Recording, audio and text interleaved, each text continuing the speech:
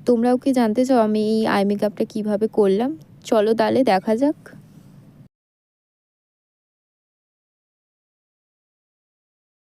প্রথমেই আমি eyebrow draw করে নিয়েছিলাম, দেন তারপর ইউজ করেছিলাম একটি লাইট কনসিলার আইলিডের মধ্যে ভালোভাবে।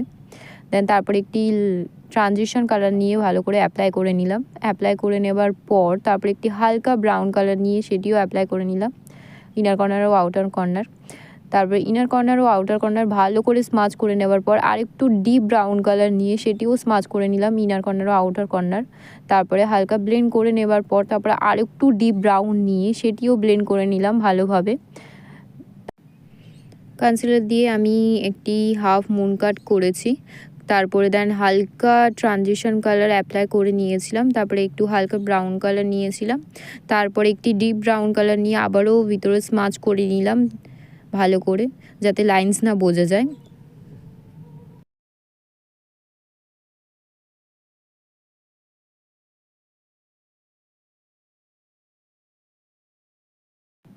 তারপরে আমি আইলিডের মধ্যে একটি গোল্ডেন শিমার দিয়েছিলাম, তারপরে আবারও স্মাচ করে নিলাম লাইন্সগুলোকে।